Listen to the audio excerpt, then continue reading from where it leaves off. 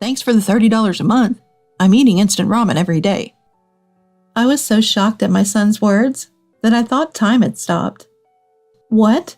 I'm sending $1,300 every month. This casual conversation began out of concern for my son Sam, who had taken on an unhealthy appearance during the time we hadn't seen each other. But amidst this, something shocking came to light. Even when I checked my bank account in real time, it definitely only adds up to $30 being deposited each month. Sam, has anyone been coming and going at the house recently? People coming and going at the house? As my suspicions deepened, the shadow of a likely culprit began to emerge. The culprit would soon find themselves in an unexpected ending. My name is Lily Robinson. I'm 51 years old. I run my own business.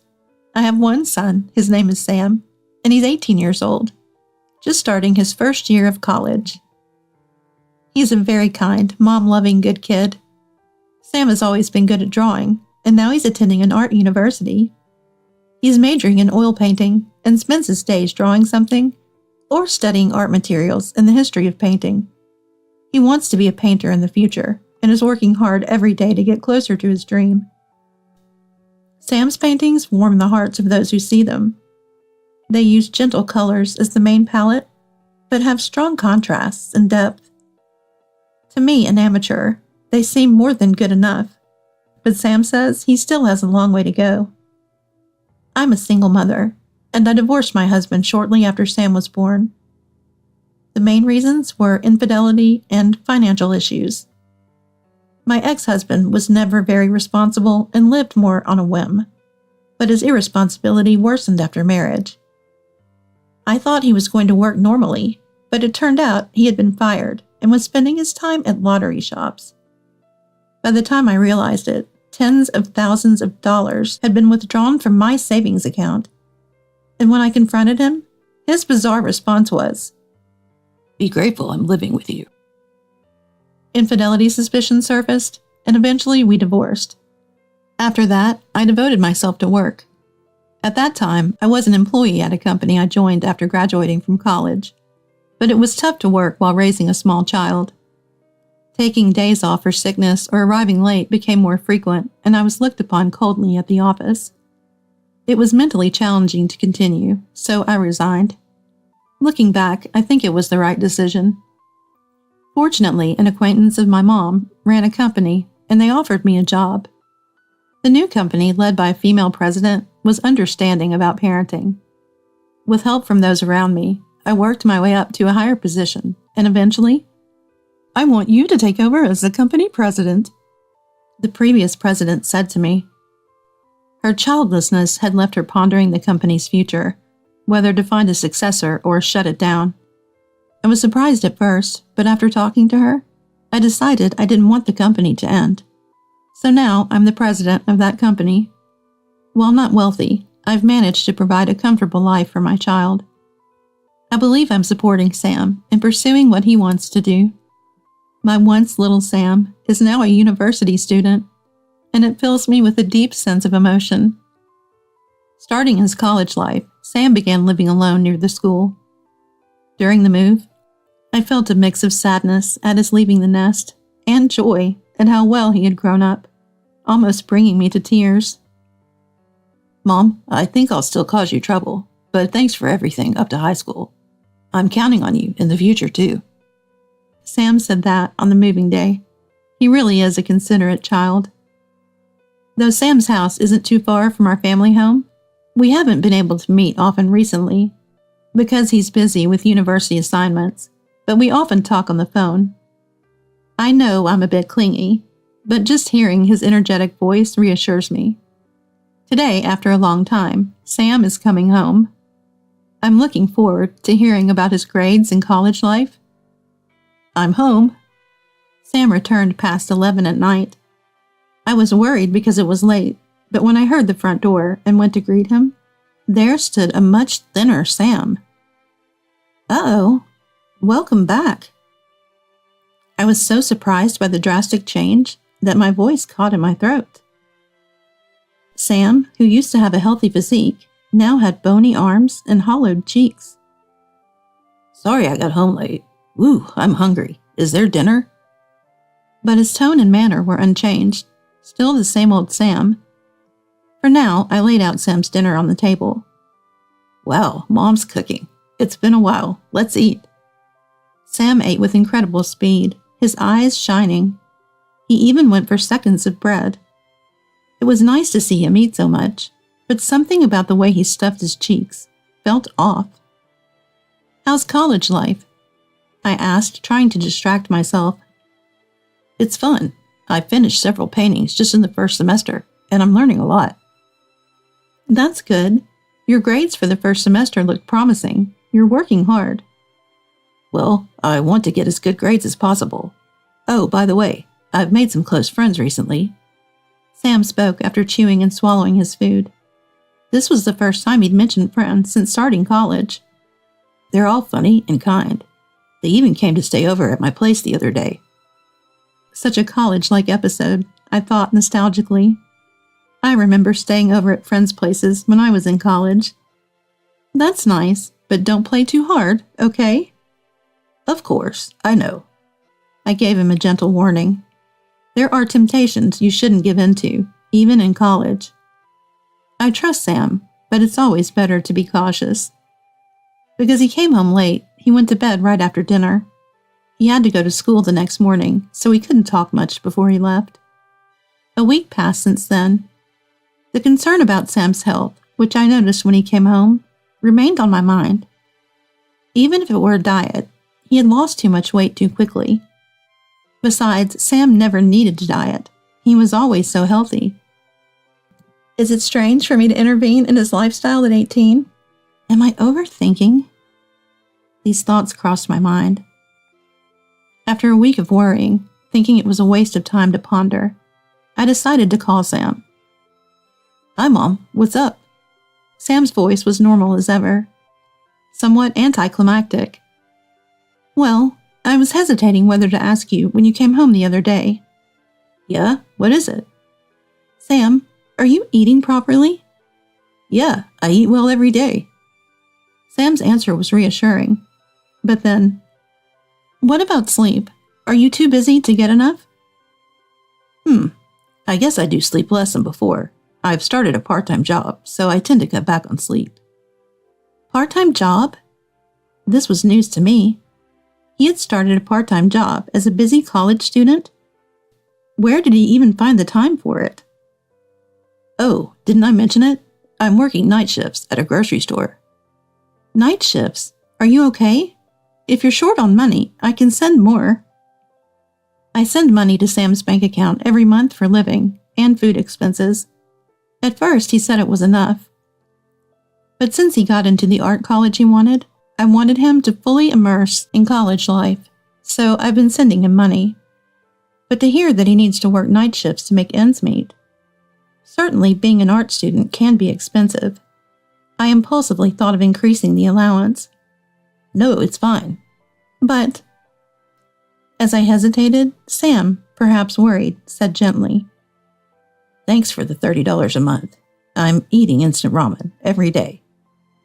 What? I was so shocked, I thought time had stopped. $30? Huh, Mom? What's wrong? How much did you just say now? I pressed my phone closer to my ear. But Sam casually replied, Isn't it $30? What's wrong, Mom? What? I'm sending $1,300 every month. I informed Sam, who sounded as if he was pretending to be ignorant about the whole thing. It was absurd to think of $30 a month covering living and food expenses. At first, I thought it was a mistake, but when I told Sam this, What? He exclaimed loudly, Every month, only $30 is deposited into my bank account.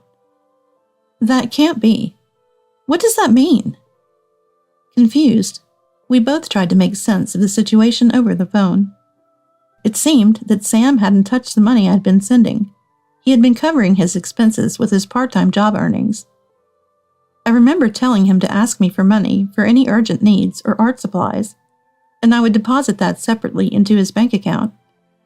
Sam has 2 bank accounts. One is just for the money I send, and the other he uses for his expenses and credit card payments. The allowance account doesn't get any deposits other than the monthly amount from me, making it easier to track. While on the phone, he checked his account balance using the app, which showed a balance of $120. Calculating 4 months' worth from April to July, it appeared that each month's allowance was indeed $30. Are you sure you haven't used it? Maybe you accidentally spent it in a hurry. No, I haven't spent it. Sam firmly replied to my final check. This meant that the only possibility left was theft. Wait a minute, something's wrong. What happened? While I was trying to figure things out, Sam suddenly spoke in a grave tone. I just looked at the bank account's transaction history in the app, and the money is being withdrawn every month. He muttered softly. I felt a chill run down my spine. The withdrawn amount was $1,270 each month. Combined with the remaining balance, it added up to the $1,300 I send monthly. Sam, where do you keep your ATM card? Also, has anyone been frequently visiting your house lately? If the amounts matched, the next question was who was withdrawing the money from the bank account. I tried to remain calm as I asked Sam these questions slowly. If it wasn't Sam, then someone must be stealing and using his ATM card. The most suspicious would be someone frequently visiting his house. The ATM card is in my desk drawer, and people who come over often? Sam groaned, sounding distressed. I swallowed hard. Maybe my friend Michael? That was the first time I heard that name. This Michael Tyler, as Sam called him, seemed to be frequently visiting Sam's house, sometimes even bringing other friends for what seemed like parties. But I don't think he's that kind of person. Sam defended him, but I couldn't shake off the suspicion. Would a friend regularly host parties at someone else's house? Given the frequency of his visits, it was natural to suspect him. I know you might not like this, but we have no other choice. If it turns out not to be him, you can get even closer to him. With that, I explained to Sam what we had to do next. Weeks passed, and our plan was underway. In August, I transferred the usual $1,300 to Sam's bank account. Today, for the first time this month, Michael was supposed to visit Sam's house. I double-checked the plan with Sam over the phone to make sure everything was set. Michael entered Sam's house without hesitation, familiar with the place like it was his own. Did you do that assignment for the class? Can I copy it? Sure. But I said last time was the last time. After spending a few hours as usual, Michael lazily got up to leave. I've got something else to do today, so I'm heading out. Before leaving, he went to the bathroom. While Michael was in the bathroom, Sam went to his room to check his drawer. Shockingly, the ATM card that was supposed to be there was gone. It had been there before Michael arrived. This made the culprit clear. See ya. Wait a second.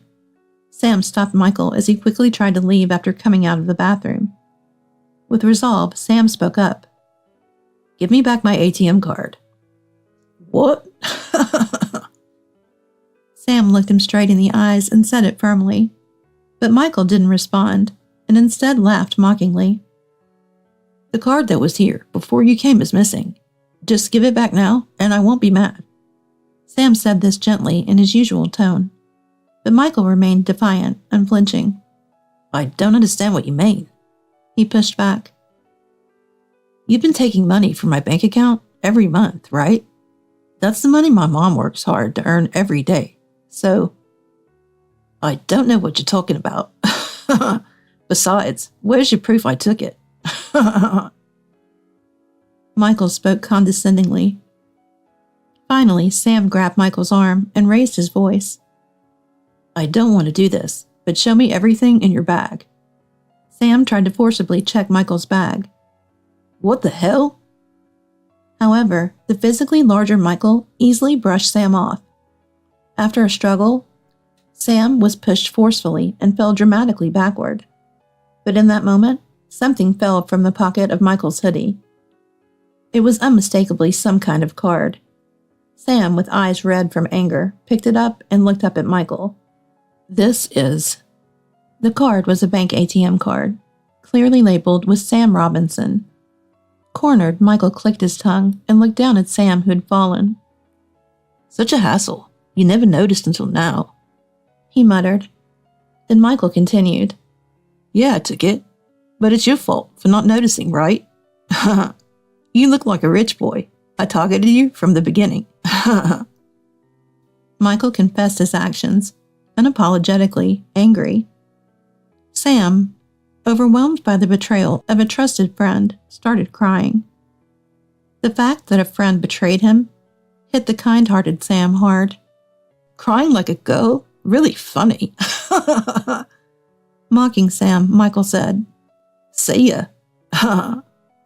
And tried to leave with Sam's ATM card, opening the front door. But as he opened the door, there I was, waiting. Whoa, who's this lady? Who? I'm Sam's mom. I spoke in a deliberately strong tone, expressing my anger. Sam had contacted me right after confirming the missing ATM card. I took the day off from work and waited in a nearby cafe for his call. Oh, you're the one who told Sam about the bank account balance. You really should let go of your kid. Michael showed no mercy, even to me, mocking me further. Stealing someone's money is a serious crime. Do you realize what you've done? Sure. A lecture. My words didn't affect him at all. His contemptuous attitude was perfect for provoking anger. Listen to me carefully. As I spoke firmly, Michael narrowed his eyes and grabbed my arm. Shut up. He began to apply more pressure. The pain increased. Ow! I exclaimed. Stop it. Seeing this, Sam clung to Michael from behind.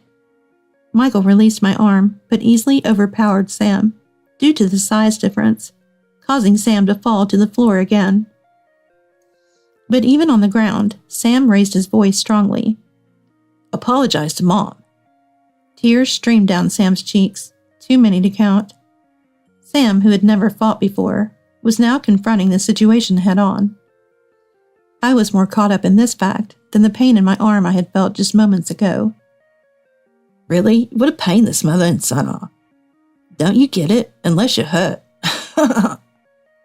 As Michael's hand reached towards Sam's chest, the door burst open with a rush of light from outside. Stop right there. Stop. 2 men in police uniforms stood there. Their voices were deep and echoed well in the room. Even Michael stopped, looking taken aback.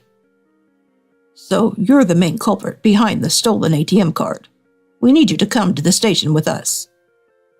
The police officer grasped the situation instantly and spoke calmly. How? Why? While Michael was flustered, Sam and I both looked relieved.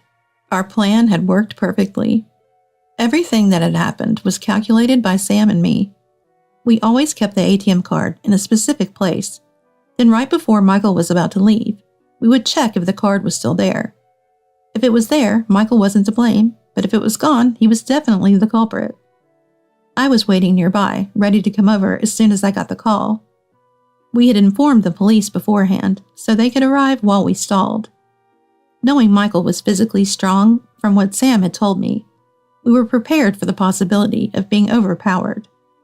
The only thing we hadn't planned for was the police being later than expected. It was a close shave, but we were saved.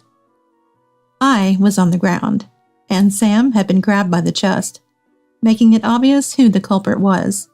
Michael said, What are you talking about? We were just rehearsing for a play. Even in this situation, he tried a desperate lie, but the police weren't going to believe that. Flanked by police, Michael was led out of the room. Later, the police investigation confirmed that Michael had stolen the money. It turns out he'd committed the same theft several times before, using the same method. Not only that, but he was also involved in underage drinking and smoking. Until now, he had gotten away with lighter punishments due to being a minor, but this time his attitude towards us would likely result in a harsher sentence. I couldn't help but wonder how Sam had mistaken such a person for a kind friend. When I asked him, he said Michael had complimented his paintings. According to Sam, I think Michael was sincere when he said those words. He said. Even after knowing his past and family circumstances, Sam defended Michael until the end, not blaming him entirely. As his mother, I might think he's too kind, but if Sam says so, perhaps that's just how it is. We then returned to our normal lives. I told Sam, "It's okay to do part-time work, but make sure to use the allowance too," I told him. After a few weeks, Sam regained his usual appearance. In a few months after the incident, in December, Sam surprised me by inviting me on a trip to Charleston for my birthday. He planned everything, the accommodation, places to visit, and I just went along. Surprisingly, he even paid for everything. Mom, thank you for raising me. Live a long life. Happy birthday. The trip to Charleston was his gift to me. Apparently, he had been doing part-time work and saving money bit by bit for this day. I was overwhelmed with happiness, tears flowing freely. This birthday turned out to be a very happy one for me. Truly, he is my pride and joy. I need to live a long life to witness more of Sam's growth and create happy memories together.